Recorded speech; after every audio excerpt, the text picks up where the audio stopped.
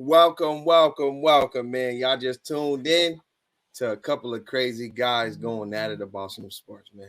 How y'all like us now? How you like me now? How you like me now? How you like me now? Tell me how you like me now. How you like Place where a fan can be a fan no matter how biased their take is. We But I already do got think super biased Ramon here, so Dog, somebody jumped in early. somebody jumped in real quick. All right, then shoot. Let's segue to the next segment of the stream. Uh-oh. Let me take you to Talk Heavy University. Talk that talk, George. Listen. Sir. All right, man. It's time for Talk That Talk, man. We gotta looks like we got a Cowboys hat on, so we don't even gotta like announce what team he's that he's repping, and the way he's doing his hands, he look like he about to try to cook. So go ahead and introduce yourself. You can even mention the team you repping and say what you gotta say. What's on your mind, man? What's on your mind? What's going on? I'm Quentin. I'm the Trenton's brother over here. And I'm here because there's been narratives being pushed by the media, friends, Cowboys fans, heavy about Dak Prescott. Crazy. And now that we have a sample size when it comes to the playoffs, we just got to see Josh Allen absolutely do nothing versus the Bengals, who are ranked, 17th, 20th in pass defense. Then we just watched Joe Burrow go in against number 17 Kansas City defense, put up 1 touchdown and 2 interceptions. And I didn't see them trending. I saw after the Cowboys game, everyone jumping on this Stephon Diggs saying, you shouldn't be talking to your quarterback like that. It's not all on him. That was that one game. Then the Bengals game, I saw it get put on, was it Joseph Asai, a rookie, for pushing the quarterback out of bounds? I wasn't feeling that.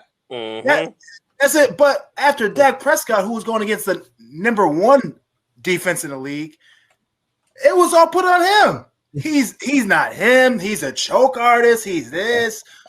When I also just watched Jalen Hurts go against that same exact defense, put up 0 touchdowns, 100 yards. 25 of those came on a non-catch. So it's been really grinding my gears, people talking crazy about Dak Prescott. Talk your talk. So I just need to put that out there. If Dak choked, then everybody choked. So Talk that talk, George. I had to get that off my chest because miss me with all the lazy narratives. Dak had CeeDee Lamb. He had 1 receiver.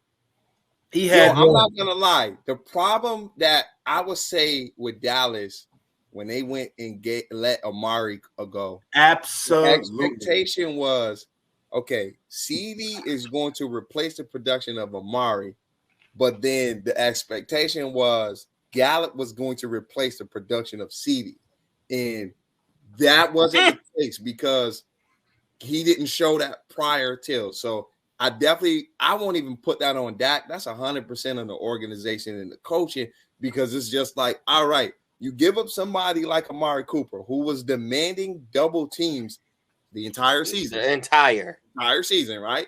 And then, yes, CeeDee outperformed him, right? Just because of the way he's used and things of that nature. But on the other hand, you have to at least have had a plan in motion to where you're going to make up for what CeeDee is about to lose as a second receiver. That second receiver need to come in and do his thing just as equally. Because, I mean, nowadays you got to have 2 wide receivers. But they still was what? Yo, still second in scoring? Still second in scoring. So it's like Dak is going out there for the last 3 years. He's averaged 300 and something yards a game. So he's done it. You ask more of him with less weapons. I think Kellen Moore got scapegoated by the front office, who absolutely put him in a tough position, asking Dak to do more with less. Cowboys were projected to win 8 games this year. They won 12? Mm-hmm. And then after Dak won a went down. game. Yeah. And now let's compare Dak to these top quarterbacks. You have Josh Allen, who was a Super Bowl favorite Super Bowl favorite preseason, didn't put up a touchdown. Super Bowl favorite. You had Joe Burrow, who was just in the Super Bowl last year, and we just saw what he did. Dak did more with less. Yeah, he had an interception problem. That's 100%. But look at why this is happening. You have CeeDee Lamb is the only receiver you have out there, and you have Tony Pollard. So you have 2 weapons, while everyone else has a bevy of weapons.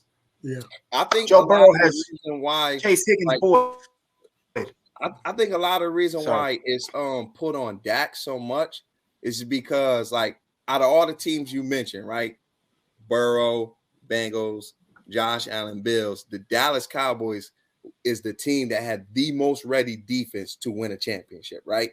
And the front office did not support by getting weapons for Dallas, right? If you at least would have had another wide receiver, or if Gallup at least produced just as much, right? Now, I will say, like, as far as like Joe Burrow and his interceptions, he looked like Dak that game, right? Because you throw a pick where it wasn't even your fault, but at the end of the day, it's gonna fall on you, right? You know, the one that he did, the T. Higgins, the defender made a great play, pop that thing up, sit it right to his hand. You know, a rookie to rookie exchange. That's exactly what it was, rookie to rookie exchange. Absolutely. Yeah, and I'm like, when I seen that, I was like, bruh, Joe Burrow, come on, son. I couldn't even get mad at the fact that they got tipped, because if I'm gonna be consistent in what I'm gonna say, if a quarterback throw a pick, whether it's the defender tipped it and somebody else got it, that's a pick. Like, it just is what it is, because just the way they crucified Dak, you gotta get it the same way, Joe. Like, that's 2 picks, unacceptable. But it just sucked though, because I'm like, I wish we had an offensive line that game. So it sounds like you said, oh, go ahead, Q.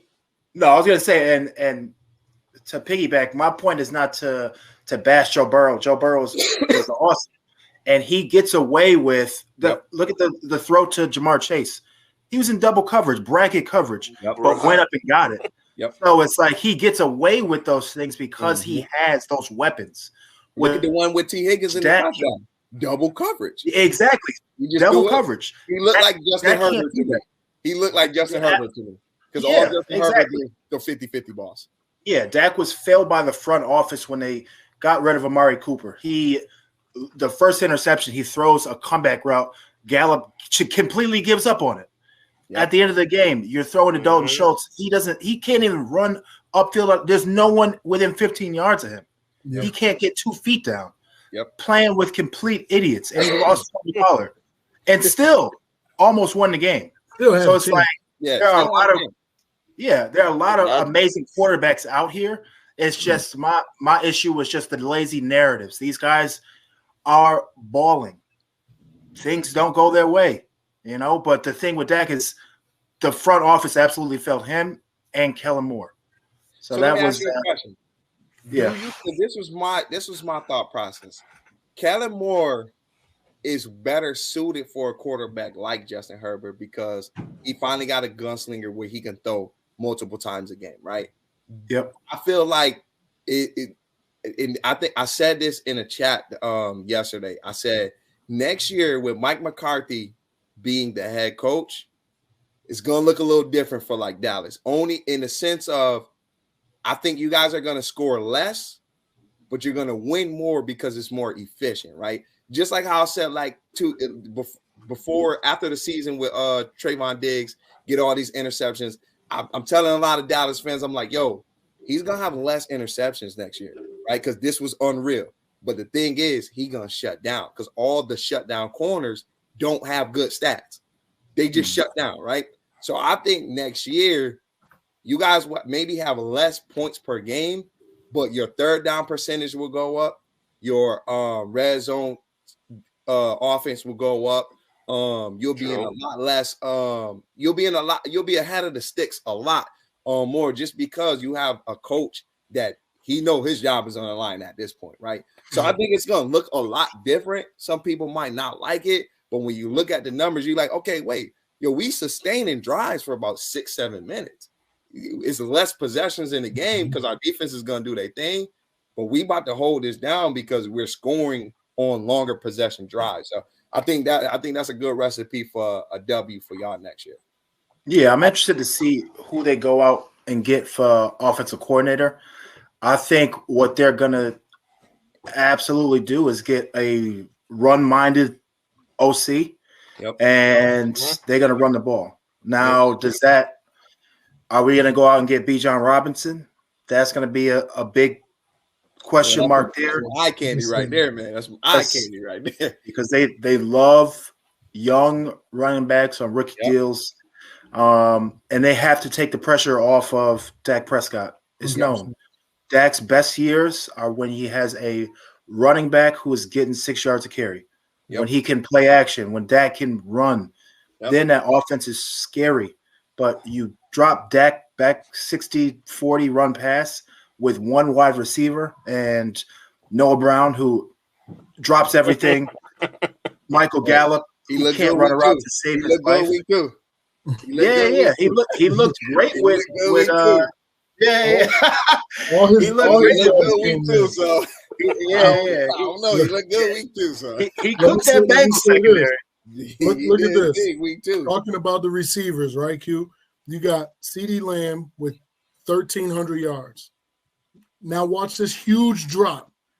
Dalton Schultz is not a wide receiver. He is the tight end. At the number 2 with 577. Yep. You went from 1,300. And he was second on the team in receptions at that. Exactly. And he was hurt half the season. Hurt. Yeah. And when he wasn't hurt, he was awful. Yeah. Dalton Schultz looked like Jason Witten at age 40. Just catching the ball, holding it like this, and still fumbling, and dropping the ball. And who you tried to replace CD with, right? Because remember, CD replaces Amari. So who replaces CD is Michael Gallup, who's 4th. Remember, and on top of that, Gallup was injured for the beginning of the season. Yeah. So I have high hope for the Cowboys next season. I hope Cowboys fans keep their heads up. It's only going up from here. But the people that you need to keep an eye on is not Dak Prescott. It's not CeeDee Lamb. It's not Micah Parsons. It is the front office. Because that move that happened last year with them getting cute and letting Amari Cooper walk, that was it. That Jerry Jones don't want to pay nobody money. Yeah, but they didn't even have to. That's not an issue because look at they let La'el Collins go. He stunk it up for half the season with the Bengals and then got hurt. They let Randy Gregory go. I will say this: when La'el was in the game, right now, I want to say after week 3 or 4, he started to come around because his back started to get better. Running to the right side was very great.